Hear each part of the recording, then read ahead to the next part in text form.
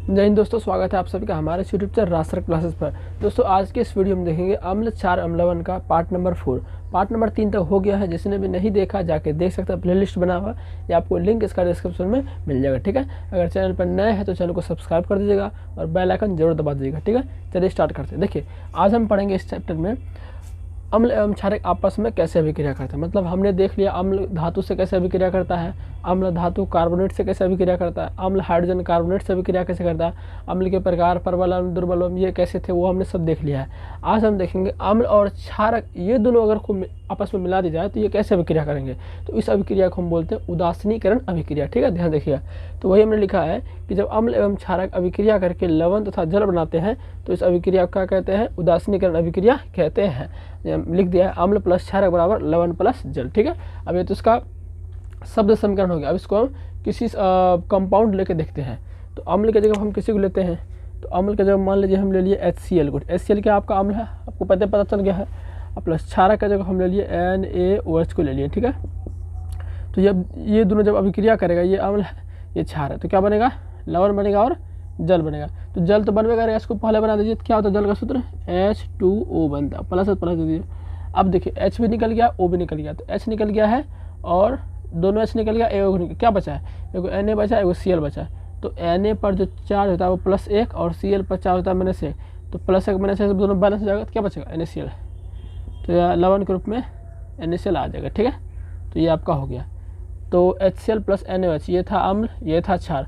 अम्ल क्षार मिला लवण बना, जल बना। तो लवण के रूप में NaCl और जल के रूप में H2O बना। ठीक है, तो ये आपका उदासीनीकरण अभिक्रिया होता है। तो अम्ल एवं क्षार जो आपस में अभिक्रिया करते हैं ना, उस अभिक्रिया को बोलते हैं उदासीनीकरण अभिक्रिया। एग्जाम में आता है। ठीक है, चलिए नेक्स्ट देख लेते हैं। अगर हम बात करें प्रबल अम्ल प्लस प्रबल क्षारक, तो ये भी क्या बनाएगा, लवण प्लस जल ही बनाएगा।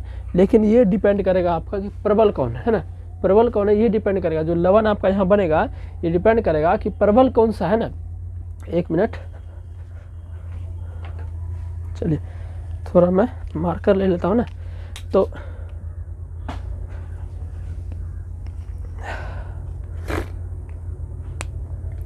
हमने बोला ये जो लवण बनेगा यहाँ पर ये डिपेंड करेगा कि प्रबल अम्ल है कि प्रबल क्षारक है। तो देखिए यहाँ पर देखिए अम्ल भी हमने लिया है प्रबल। प्रबल का मतलब क्या था, मजबूत, हमने पहले ही बता दिया, इसलिए कह रहा हूँ शुरू से देखिए जाके। और क्षारक भी कैसा, प्रबल। तो जब दोनों प्रबल है तो अम्ल कैसे, जो लवण बनेगा कैसा होगा, उदासीन हो जाएगा। मतलब इस पर कोई चार्ज नहीं होगा। ठीक है, क्योंकि दोनों प्रबल है, ये भी प्रबल है और ये भी प्रबल है। तो लवण जो बनेगा किस टाइप का बनेगा, उदासीन लवण बनेगा। ठीक है, और जल तो आपको बनवे करेगा। दूसरा देखते हैं, अगर बात करते हैं दुर्बल अम्ल की। अच्छा, इसमें पहले आपको एग्जाम्पल लेके देखते हैं। तो प्रबल अम्ल का हम एग्जाम्पल ले लेते हैं कोई। तो प्रबल अम्ल आपको पता है क्या होता है, HCl होता है। HCl आपका प्रबल अम्ल है ना, और प्रबल क्षारक है। तो NaOH भी क्या होता है आपका, जो प्रबल क्षारक का एग्जाम्पल ये है NaOH है। तो ये जो आपका बनेगा ये यही बन जाएगा NaCl प्लस H2O बनेगा। तो ये जो आपका बना है कैसा बना है, उदासीन बनेगा, क्योंकि दोनों प्रबल है ना। तो प्रबल अम्ल प्लस प्रबल क्षारक का एग्जाम्पल आपका ये हो गया। तो ये NaCl जो बना है आपका उदासीन लेवल का, क्योंकि दोनों क्या हमारा प्रबल है। अब बात करते हैं दुर्बल अम्ल प्रबल क्षारक। तो मैंने बताया है कि प्रबल जो है उस पर निर्भर करेगा लवण कैसा बना है। तो लवण तो बनबे करेगा, लेकिन ये लवण की कैसा बनेगा, किस प्रकृति का, क्षारक प्रकृति का। क्योंकि अम्ल तो दुर्बल है, कमजोर है, लेकिन क्षारक क्या, प्रबल है, मजबूत है। तो लवण बनेगा आपका प्रबल क्षारक प्रकृति का। ठीक है, इसका एग्जाम्पल लेते हैं। तो दुर्बल अम्ल को हम ले लेते हैं CH3COOH। आपको पता है ये एसिटिक एसिड होता है जो कि दुर्बल अम्ल होता है। और प्रबल क्षारक ले लीजिए आप, जैसे कि प्रबल क्षारक KOH ले लीजिए, ये अभी आपका क्या है, प्रबल क्षारक है। तो आपको पता है जल तो बनवे करेगा, H2O बनेगा। ठीक है, और लवण के रूप में क्या बनेगा, देखिए H2O मतलब HOS, ये तो निकल गया। तो बच गया, इधर पोटेशियम बचा, इधर आपका CH3CO बचा। तो ये बन जाएगा आपका, देखिए इधर ये थोड़ा छोटा कर देते हैं, क्योंकि K पर जो चार्ज होता है वो क्या होता है, +1 का चार्ज होता है। और यहाँ आपको ये निकलेगा, ये वाला पार्ट क्या है, नेगेटिव पार्ट है। तो क्या हो जाएगा, CH3 और COO माइनस होता है, इस पर भी। तो +1 -1 खत्म हो गया। तो दोनों क्या बैलेंस है, मतलब कि दोनों पर चार्ज बैलेंस है। तो सिंपल लिख दीजिए। तो इसको ऐसे लिख सकते हैं CH3COOK। तो ये आपका क्या बना, लवण बना। अब ये जो लवण बना है किस प्रकृति का बना है, प्रबल अम्ल। ये कैसा बना है, प्रबल, क्योंकि क्षारक हमारा क्या, प्रबल है। ठीक है, समझ आ गया। चलो इनको देखते हैं, दुर्बल क्षारक को और प्रबल अम्ल को देखते हैं। तो देखिए लवण जल तो बनबे करेगा, लेकिन ये लवण किस प्रकृति का बनेगा, अम्लीय प्रकृति, क्योंकि अम्ल क्या हमारा प्रबल है। तो यहाँ भी एग्जाम्पल ले लीजिए, दुर्बल क्षारक ले लीजिए। दुर्बल क्षारक जैसे कि हो गया जिंक का हाइड्रोक्साइड, ये क्या होता है, दुर्बल क्षारक होता है। ठीक है, चलिए। और प्रबल क्षारक हम ये ले लेते हैं NaOH ले लेते हैं, ये आपका क्या है, परवल क्षारक है। तो जल तो बनबे करेगा, पहले जल बना दीजिए, अब प्लस लवण क्या बनेगा। अच्छा, जो बैलेंस नहीं होगा उसको बैलेंस करते जाइएगा, ठीक है। मैं बैलेंस भूल जाता हूँ, बैलेंस करने में आप पे छोड़ देता हूँ क्योंकि बहुत ईजी है बैलेंस करना, मैंने सिखाया हुआ है। तो H2O बनेगा। अब देखिए H निकल गया, तो देखिए Na बचा है और जर्नन बचा, तो ये क्या बन जाएगा, तो Na जर्नन क्या बन जाएगा, ये बन जाएगा आपका सोडियम जिंकेट बन जाएगा। तो बन जाएगा Na2 जर्नन O2 बन जाएगा, ठीक है। और ये जो लवण बनेगा किस प्रकृति का, अम्लीय प्रकृति का। किस प्रकृति का, अम्लीय प्रकृति का, ठीक है, क्योंकि अम्ल हमारा कैसा है, प्रबल है, ठीक है। अब इतना तक हो गया आपका। अब उसमें और बताएंगे आगे जो हमको पढ़ना वो है अम्ल का धात्विक ऑक्साइड के साथ अभिक्रिया। जो धात्विक ऑक्साइड होता है वो उसको अम्ल से अभिक्रिया करना है। धात्विक ऑक्साइड का मतलब क्या है, धातु के ऑक्साइड। धातु ऑक्साइड का मतलब धातु के ऑक्साइड। तो याद रखना, धातु का जो ऑक्साइड होता है ना, यानी धातु ऑक्साइड होता है वो होता है क्षारीय प्रकृतिक है, इसलिए जब इसको अम्ल से अभिक्रिया कराते हैं तो लवण तथा जल बनता है। तो ध्यान से देखिएगा कि अम्ल को, अम्ल हम कोई ले लेते हैं, तो अम्ल ले लेते हैं HCl अम्ल ले लेते हैं, क्या लेते हैं, HCl ले लेते हैं, प्लस धातु ऑक्साइड मतलब धातु का ऑक्साइड। तो धातु ऑक्साइड क्या हो जाएगा, जैसे कि हम ले लेते हैं सोडियम, चलिए कोई ले लिए, मैग्नीशियम ले लीजिए, MgO ले लीजिए। जब इनको हम अभिक्रिया कराते हैं ना, Mg क्या धातु है, O क्या ऑक्साइड, तो धातु ऑक्साइड हो गया। जैसे इनको अभिक्रिया कराते हैं तो देखते हैं लवण जल बनता है। तो लवण के रूप में क्या बन जाएगा, MgCl2, क्या बन जाएगा, MgCl2 और प्लस में इधर आपका जल बन जाएगा, ठीक है। बैलेंस नहीं है तो बैलेंस कर लीजिए, देखिए Cl 2 गो है तो इधर 2 से गुना कर दीजिए, तो 2H बैलेंस है, 2Cl 2Cl, सब चीज़ बैलेंस है। तो देख सकते हैं O भी आपका बैलेंस है, O भी बैलेंस है। तो देखिए HCl को जब धातु के ऑक्साइड के साथ अभिक्रिया कराया तो ये लवण बन गया हमारा, MgCl2 क्या, मैग्नीशियम क्लोराइड लवण बन गया और ये जल बन गया। तो लवण जल बना, इससे ये तर्क निकाला गया कि जब अम्ल को धातु के ऑक्साइड के साथ अभिक्रिया कराता है ना तो लवण तथा जल बनता है। इसीलिए हम कहते हैं कि धातु ऑक्साइड क्या है, क्षार, क्योंकि अम्ल के साथ अगर क्षार आएगा तभी आपका क्या बनेगा, लवण और जल बनेगा, ठीक है। इसलिए धातु ऑक्साइड कैसे होते हैं, क्षारीय प्रकृति के होते हैं। सेम इसका उल्टा होता है, जब धातु का ऑक्साइड क्षार प्रकृति का हुआ तो अधातु का ऑक्साइड कैसा होगा, अम्लीय प्रकृति का होगा ना। अब अधातु के ऑक्साइड देखते हैं, अधातु ऑक्साइड को हम क्षारक से अभिक्रिया कराएंगे, क्योंकि अधातु का ऑक्साइड क्या होता है, अधातु ऑक्साइड क्या होता है, ये अम्लीय प्रकृति का होगा कि नहीं, अम्लीय प्रकृति होगा। जब इनको भी हम अम्ल से अभिक्रिया करेंगे तो अम्ल क्या अभिक्रिया करेगा, अम्ल तो क्षारक न कराएंगे तब लवण जल बनेगा। तो क्षारक लिए, क्षारक हम कोई सा भी ले लेते हैं, चलिए क्षारक ले लेते हैं हम NaOH ले लिए, ठीक है। और अधातु ऑक्साइड, अधातु ऑक्साइड मतलब कार्बन डाइऑक्साइड हो गया, कार्बन क्या अधातु है ना, तो अधातु ऑक्साइड। या मैग्नीशियम था तो मैग्नीशियम धातु था, मैग्नीशियम को ऑक्साइड मतलब धातु ऑक्साइड। यहाँ कार्बन क्या अधातु है तो अधातु ऑक्साइड। जब इनको अभिक्रिया कराएं तो फिर लवण जल बनता है। तो लवण के रूप में क्या बनेगा आपका, देखिए ये NaCO3 तो बन जाएगा आपका Na2CO3 मतलब सोडियम कार्बोनेट और प्लस आपका इधर जल बन जाएगा, ठीक है। और इनको बैलेंस कर लीजिए आप, Na 1 हो तो या 2 कर दीजिए, ठीक है, 2 Na हो गया, ठीक है। और 2 ऑक्सीजन, 2 4 ऑक्सीजन और 3 4, ये भी बैलेंस है ना, तो सब चीज़ बैलेंस है इसमें। तो ये आपका क्या हो गया, देखिए ये जो बना है इनको बोलते हैं लवण बोलते हैं और इनको जल बोलते हैं। मतलब कि क्षारक को जब अधात्विक ऑक्साइड के साथ अभिक्रिया कराया गया तो देखा गया फिर भी लवण और जल बनता है। तो क्षारक के साथ अम्ल आया होगा तभी लवण और जल बना होगा, इसलिए हम अम्ल की जगह क्या लिए हैं, कार्बन डाइऑक्साइड। तो अधातुक ऑक्साइड कैसे होते हैं, अम्लीय प्रकृति के होते हैं, ठीक है। चलिए इतना तक हो गया। अब आगे हमारा टॉपिक है pH मान टॉपिक है।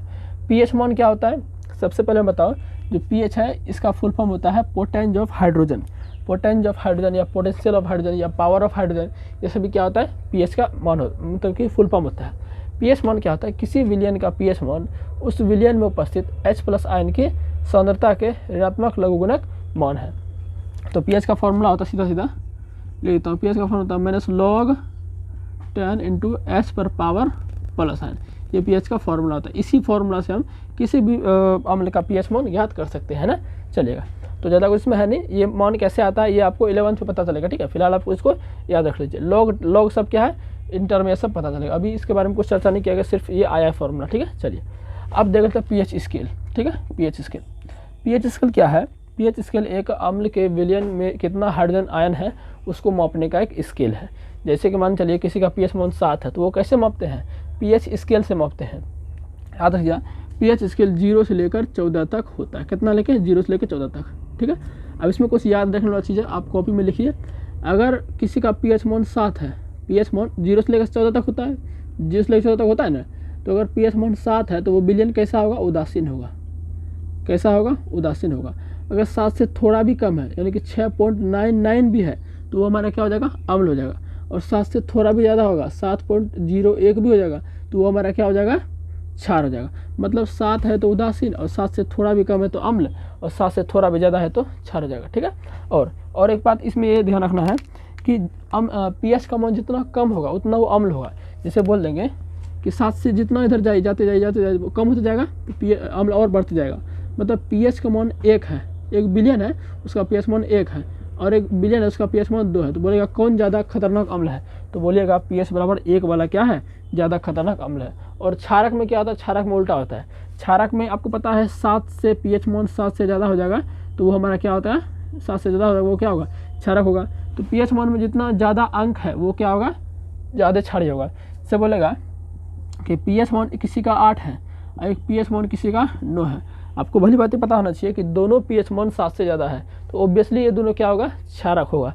तो अब बोलेगा इसमें ज़्यादा क्षारीय कौन है, तो जिसका मान ज़्यादा है वो ज़्यादा क्षारीय होगा। अम्ल में उल्टा होता है, क्षार में इसका जैसा अपोजिट कहना।